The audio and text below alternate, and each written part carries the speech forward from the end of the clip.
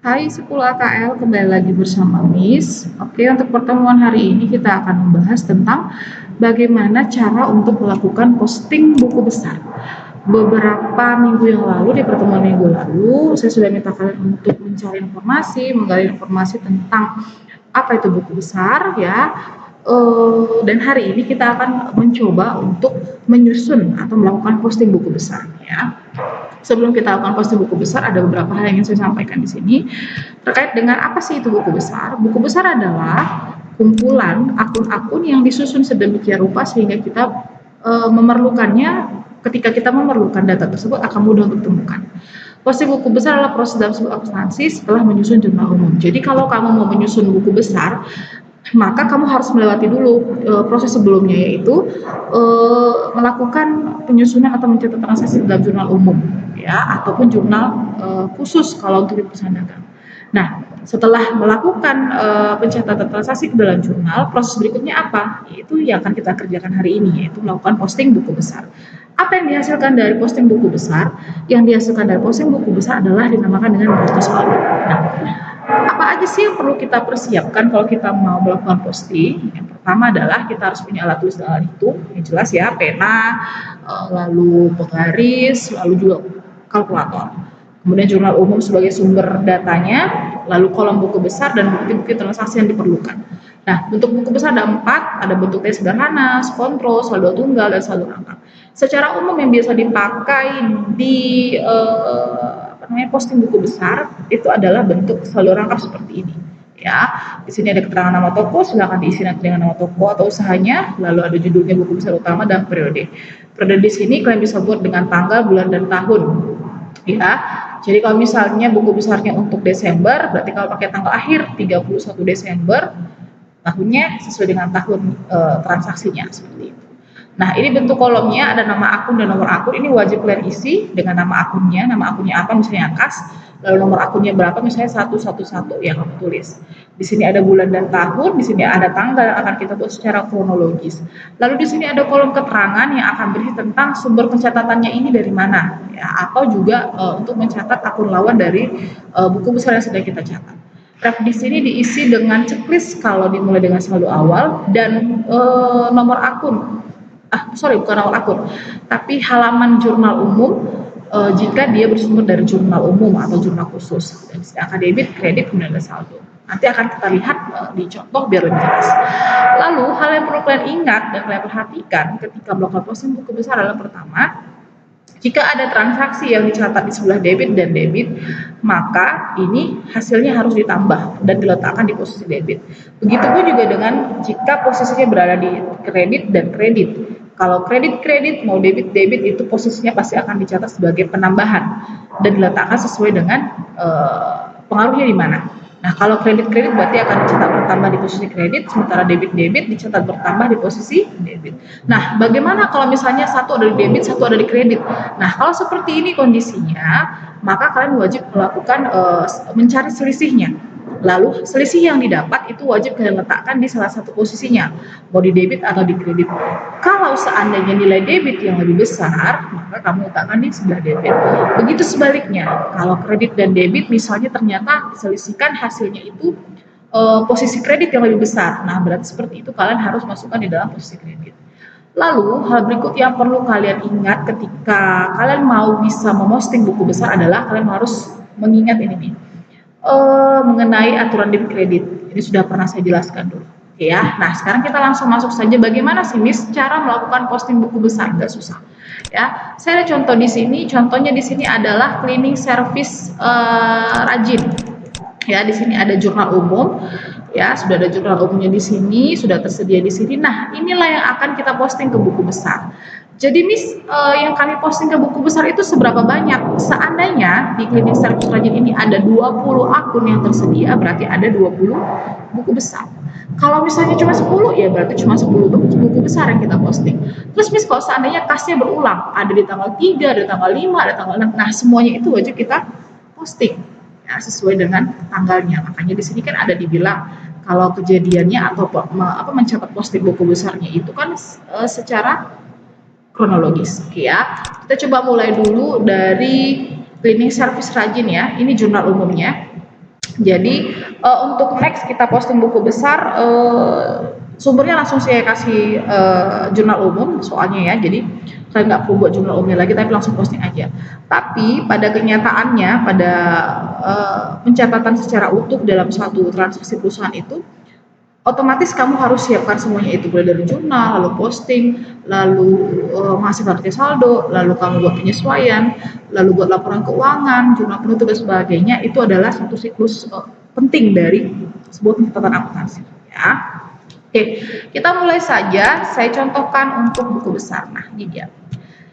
Kamu bisa lihat di sini, ya, buku besar kita ada di sini. Saya contohkan untuk buku besar kas.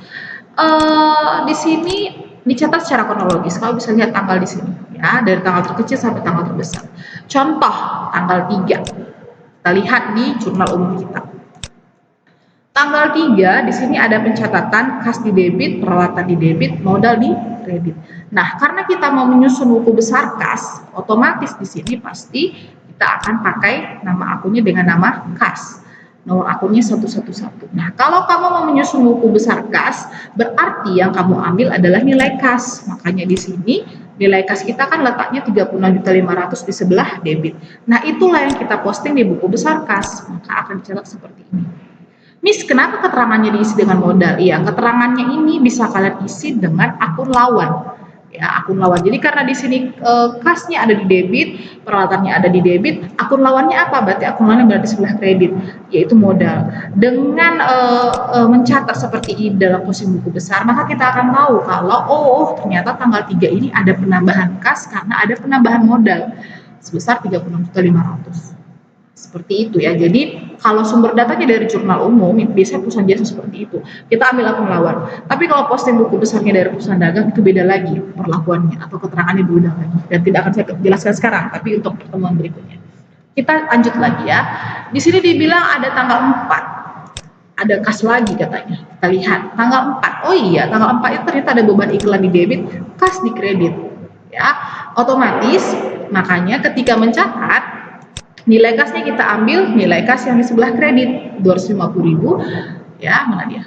Kita ambil nilai kas yang di sebelah kredit 250.000, keterangannya beban iklan. Kenapa beban iklan? Ini seperti yang saya bilang tadi, ya, si kas kan di kredit, berarti akulanya debit, makanya keterangannya kita ambil beban iklan. Nah, dengan mencatat seperti ini di buku besar, maka akan ketahuan atau akan tahu kenapa tanggal 4 kas kita bisa berkurang, karena ada pembayaran beban iklan. Seperti itu. Nah, refnya diisi dengan halaman jurnal umum. Begitu seterusnya. Nah, di sini kan tanggal 3 saldonya 36.500. Lalu di tanggal 4 berkurang 250. Kalau debit jumpa kredit atau kredit jumpa debit tadi saya bilang apa?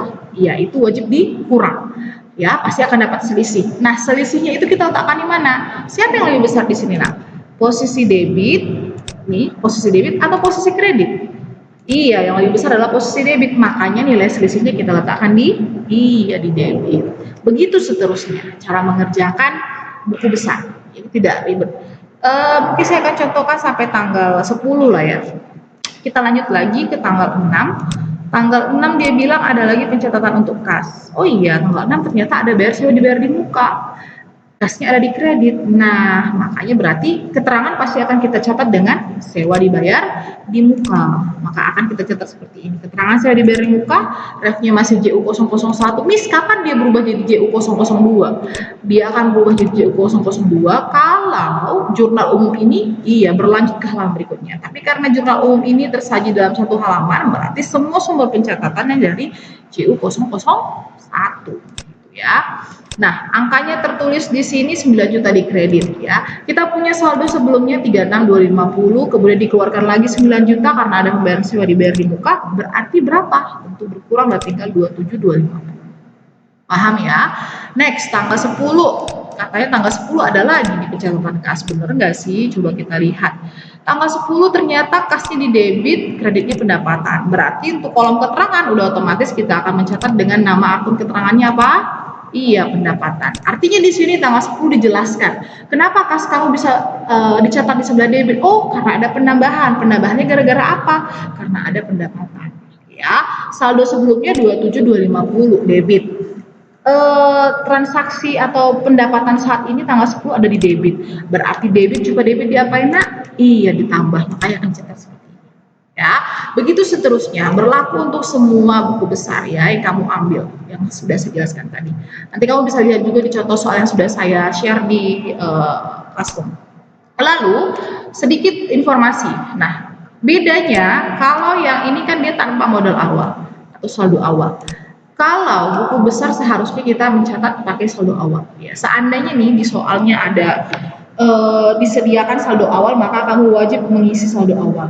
Dari mana Miss datangnya itu? Contoh nanti kalau kalian jumpa di studi kasus 3 itu, di soal itu ada saldo awal, contoh disediakan 90 juta ya, contoh. Nah, itu wajib kamu masukkan sebagai saldo awal. Nah, Miss kalau seandainya nggak ada saldo awal gimana? Kalau seandainya nggak ada saldo awal, ditulis nol. Jadi kenapa saya tetap jabarkan ini dulu untuk kalian untuk diketahui, cuman saran saya adalah semua transaksi harus dimulai dengan saldo awal walaupun nilainya nol. Seperti itu. Ya, setelah kita posting semua buku besar kita ke dalam buku besar ini, maka yang dihasilkan adalah namanya neraca saldo. Apa itu neraca saldo, Miss? Nih, yang dinamakan neraca saldo ya seperti ini. Sumbernya dari mana nih, Miss? Datang dari mana semua angka ini, Miss? Angka ini dalam mana? Tentu dari sumber sebelumnya. Apa? Dari buku besar. Contoh, dari mana bisa kita catat nilai kas di sini harganya 26450? Tentu itu datang dari sini, dari BB-nya.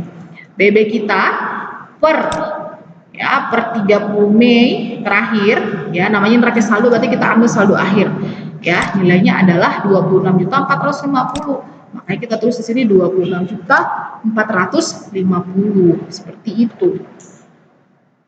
Jadi kalian tinggal posting aja, kalian tinggal pindahkan angkanya saja ke masing-masing kolom neraca saldo itu semua ya. Jadi kalau di sini contohnya berarti ada 2, 4, 6, 8, 10, 12, ada 13 buku besar yang sudah kita susun. 13 buku besar yang kita susun tadi, kita ambil semua saldo akhirnya dari setiap buku besar ini, yang akhir-akhir ini ya. Semua yang akhir ini kita pindahkan ke dalam kolom yang namanya kolom neraca, kolom neraca saldo.